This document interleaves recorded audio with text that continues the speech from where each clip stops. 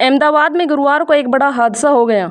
Airport के पास air India का विमान क्रैश हो गया। लंदन के लिए उड़ान भरने के कुछ मिनटों के भीतर विमान एक 5 मंजिला इमारत पर गिर पड़ा। बताया जा रहा है कि ये इंटर्न डॉक्टरों का हॉस्टल है। इसमें 50 से 60 इंटर्न रहते हैं। इस हादसे में गुजरात के पूर्व सीएम विजय रूपाणी का देहांत हो गया। आपको बता दें कि गुजरात के पूर्व सीएम विजय रूपाणी इस विमान से लंदन जा रहे थे। उनकी सीट टूटी बताई जा रही है।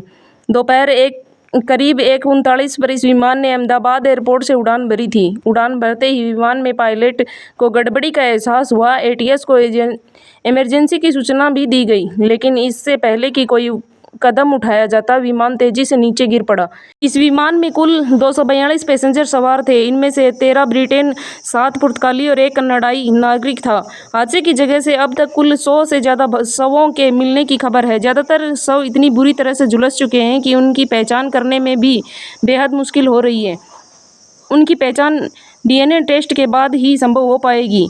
एयर इंडिया की फ्लाइट नंबर AI-171 दोपहर करीब 1:38 पर उड़ान भरती है और दोपहर करीब 1:40 पर यह क्रैश हो जाती है। गुजरात के पूर्व सीएम विजय रूपाणी के निधन के बाद एक तस्वीर सामने आई जिसमें वो इसी फ्लाइट में दिखाई दे रहे हैं। बताया जा रहा है कि पूर्व सीएम रूपाणी की पत्नी अंजलि रूपाणी लंदन में है और माना जा रहा है कि पूर्व सीएम उन्हें वापस लाने के लिए रवाना हुए थे। विमान मेघनी नगर के मेडिकल कॉलेज परिसर में क्रैश हुआ। गनीमत ये रही कि विमान हॉस्टल के ऊपर नहीं फटा।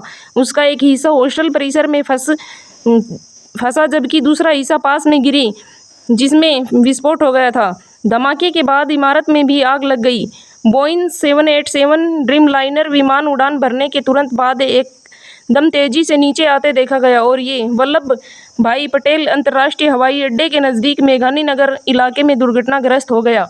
एयर इंडिया के अनुसार अहमदाबाद से लंदन के गेटविक जा रही उड़ान में 169 भारतीय, 53 ब्रिटेन, 1 कनाडाई और 7 पुर्तगाली नागरिक सवार थे। विमान एक हॉस्टल विग से टकराया। विमान का एक हिस्सा हॉस्टल की कैंटीन में घुसा।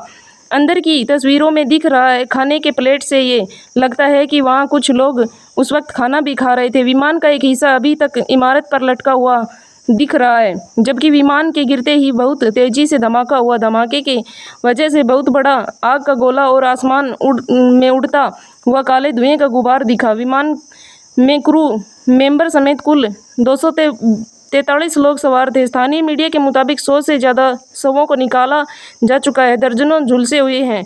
लोगों को अस्पताल पहुंचाया गया। हादसे के तुरंत बाद police, fire brigade, NDRF, SDRF, BSF, air force की टीमों को राहत और बचाव कार्य में लगा दिया गया है।